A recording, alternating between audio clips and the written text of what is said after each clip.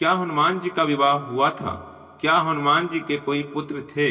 क्या आप जानते हैं कि बाल ब्रह्मचारी कहलाने वाले हनुमान के वंश का भी जिक्र कुछ पुराणों में मिलता है।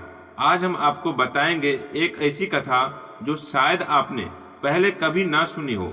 एक कथा जो महाभारत से जुड़ी है और जो यह रहस्य उजागर करती है कि हनुमान जी का पुत्र कौन था और कैसे हुआ उसका जन्म।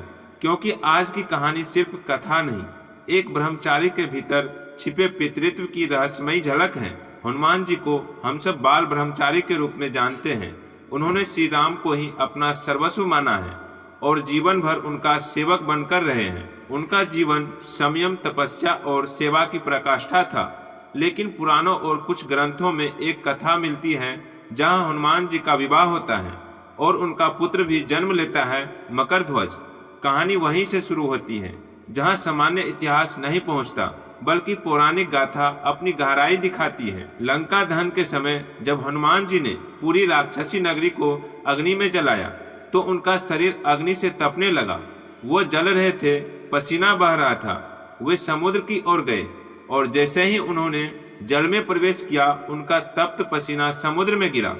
उसी समय एक नाग कन्या जो पाताल लोक में रहती थी, उसने वह पसीना ग्रहण कर लिया। यह पसीना साधारण नहीं था, यह हनुमान के तेज, ऊर्जा और जीवन शक्ति से भरपूर था। कुछ समय बाद उस नाग कन्या के गर्भ से एक पुत्र उत्पन्न हुआ जिसका नाम रखा गया मकरध्वज। मकरध्वज को पाताल लोक में नागों ने पाला। उसके शरीर में हनुमान जैसी ही शक्ति थी। उसका चेहरा तेजस्वी था और शरीर वज्र के समान कठोर था। लेकिन उसे नहीं पता था कि उसका पिता कौन है। वो बड़ा होकर पाताल के रक्षक बन गए। उनका कार्य था पाताल की रक्षा करना और वहां के रहस्यों को छिपाए रखना। वहीं दूसरी ओर हनुमान जी इस पुत्र से अनजान थे। उन्होंने कभी न विवाह किया, न पुत्र की चाह की।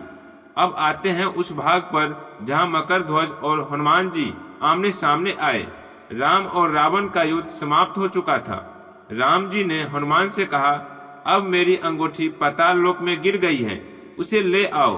हनुमान पाताल पहुंचे, लेकिन द्वार पर एक योद्धा खड़ा था, तेजस्वी, बलवान और प्रभु श्री राम के दूत को रोकने की हिम्मत रखने वाला। उसने हनुमान से कहा, मैं मकरध्वज हूँ, पाताल लोक का रक्षक।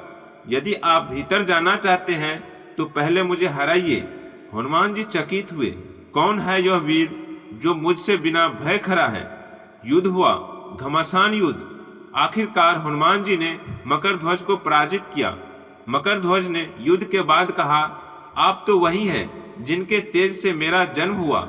मेरी माँ ने बताया था कि जब समुद्र में तप्त पसीना गिरा था तभी मेरे जन्म की उत्पत्ति हुई। हनुमान जी कुछ पल के लिए मौन हो गए। उन्होंने मकरध्वज को गले से लगा लिया। तुम मेरे पुत्र हो। वह शब्द उनकी वाणी से निकले, पर नेत्रों से अश्रुधारा बह चली। लेकिन हनुमान जी ने कहा, पुत्र, तू मुझसे अधिक महान है, क्योंकि तूने अपने कर्तव्य को पिता से भी ऊपर रखा। तू मेरा अभिमान है। उस दिन हनुमान जी को यह अनुभव हुआ कि ब्रह्मचर्य का अर्थ केवल विवाह न करना नहीं होता, बल्कि अपने कर्तव्य, धर्म और त्याग में सर्वोच्च होना है। मकरध्वज ने पाताल लोक की रक्षा की जिम्मेदारी निभाई और हनुमान जी ने राम काज को सर्वोपरि रखा। पिता और पुत्र दोनों अपने धर्म पर अटल थे।